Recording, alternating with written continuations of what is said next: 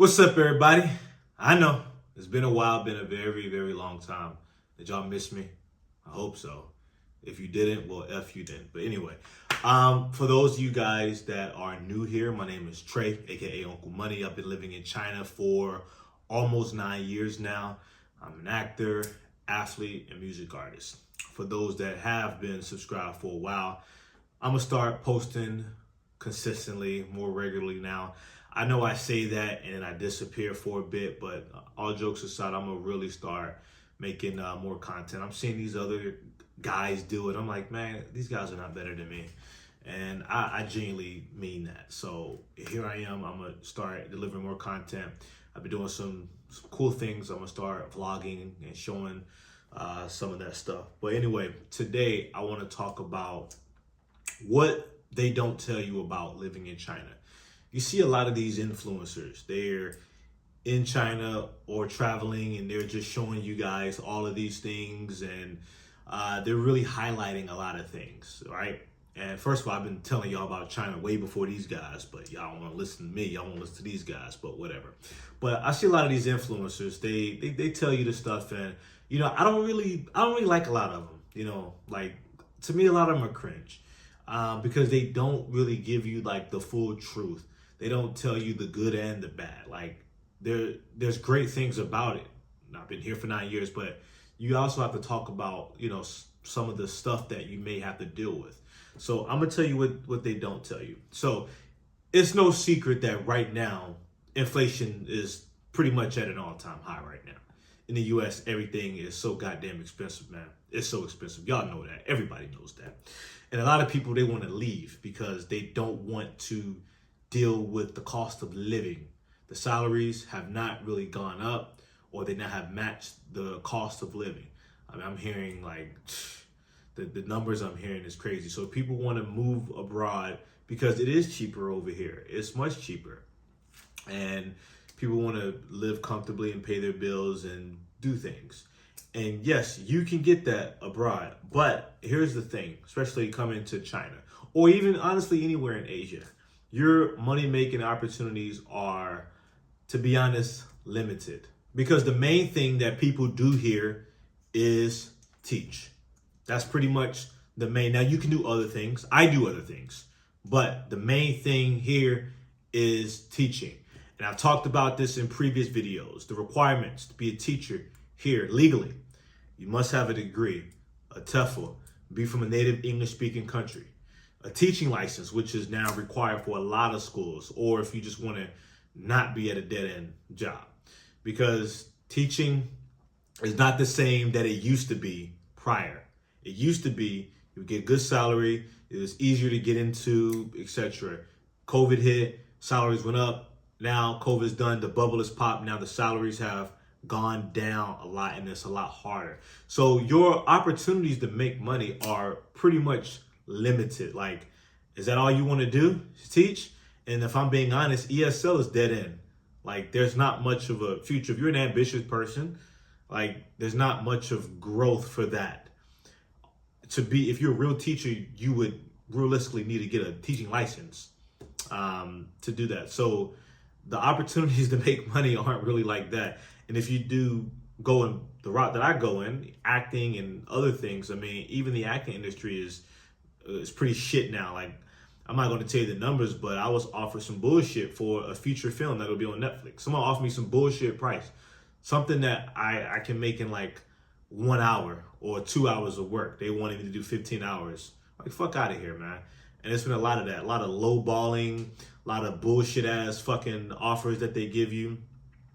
So you're going to have to deal with that. Like, there's not many opportunities to teach. I mean, not many opportunities to do other lines of work. Let's say you don't want to teach.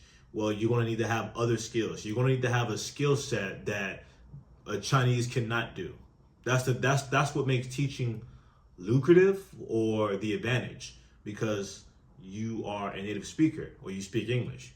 Because if they can get a Chinese to do it, they will. So you want to do other things in China, keep in mind, you have to stand out from other Chinese people. Why would they pick you over the Chinese person? Especially when they can pay the Chinese person cheaper to do the same goddamn job. So you got to think about that. You can do business here too, but that's pretty difficult as well. And on top of that, the visa stuff. So it's not many this money making opportunity that these guys try to sell you. If you want to know my recommendation, if you have like a remote income, then yeah. But don't let these fucking whack ass influencers tell you, oh, all this opportunity. Like it's honestly it's a bit limited if I'm being honest. Whereas if you're back home, I mean, you can do pretty much whatever. So, and then if you lose your job here in teaching, the thing is your work, your employment, your visa is tied to your employment. That's what they also don't tell you. So you can't just tell the boss to eat a fat one and then just go get another job. I mean, you can, I've done that, but then you have to go through the whole visa process, and that is a pain in the ass. They don't tell you this stuff. So keep that in mind. The cost of living is low and you can live comfortably, but your opportunities to find employment is pretty set, mainly for teaching, or you can do other things, because I do other things. I got friends that do other things, but that is difficult. So keep that in mind. And even in the workplace with teaching, for example, you're going to deal with things that are bullshit. A lot of the things that they do, the cultural differences, you don't necessarily agree with them. You may get paid late. They may do things that are not in your contract, make you work more for like no overtime. They don't communicate, things like that. You have to deal with these cultural differences, cultural clashes that my personal opinion, I think are ridiculous. So keep that in mind. This is not to scare you. This is to tell you the truth that although the cost of living is lower and you can make more money, it's not all that to be.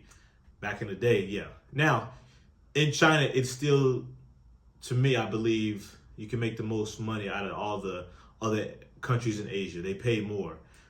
So if you want to make money, save money, yeah, they pay more than the other Asian countries.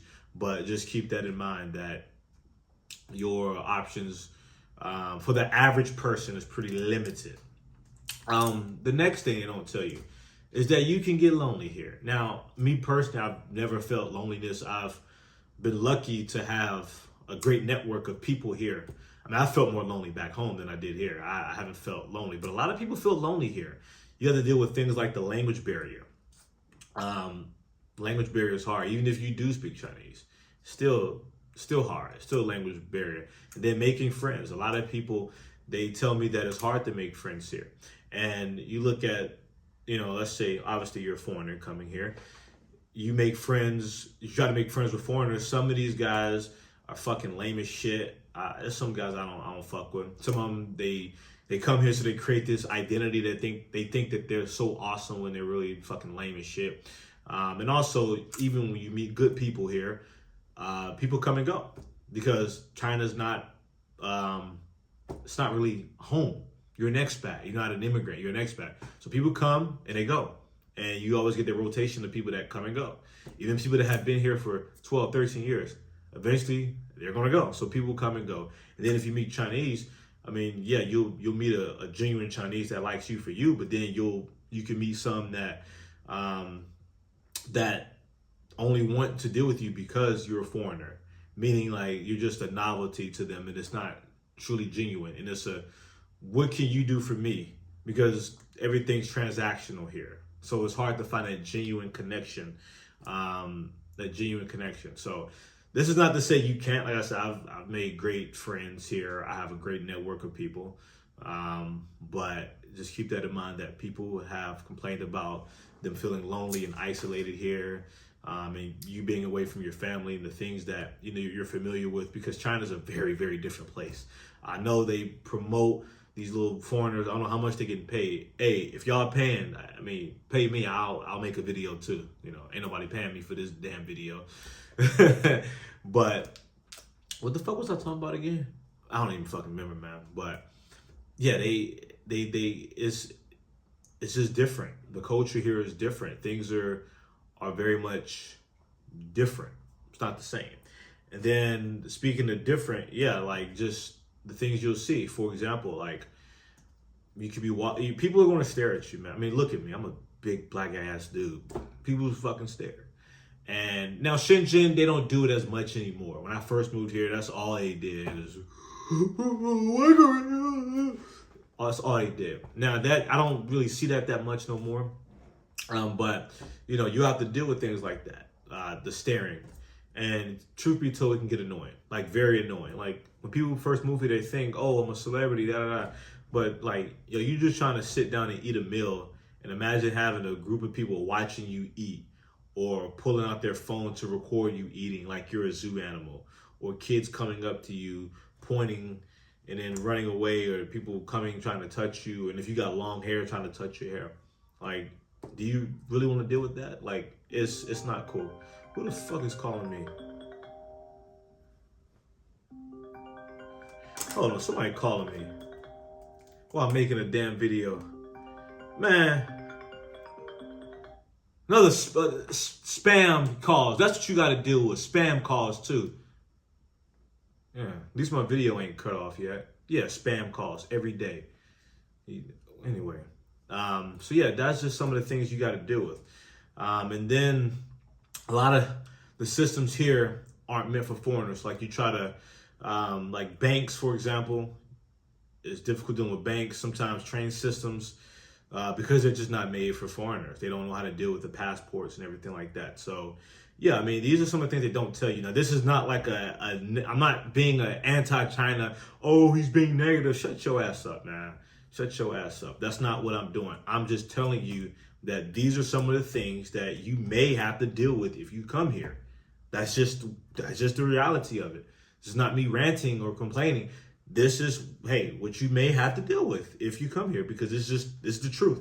But I mean, you'll get over it. It ain't that deep. You know, you'll survive it. You'll surpass it. It's not that serious. So serious. But anyway, if you stayed and watched my ass to the end, I want to say thank you. I'm gonna make more. I'm gonna make this consistent, man. I'm gonna be very consistent. If I'm not, then you know what? I suck. No diddy. But thanks for watching. Like the video. Like this shit, man. Because y'all don't be liking my shit. Like this shit. Subscribe. I got a bunch of shit I'm going to just fucking link down below. I'm selling everything. Book, my music, Mortal Kombat, because I'm in it. Man, y'all just click everything down below, man. And wait for the next video. All right, I'm out.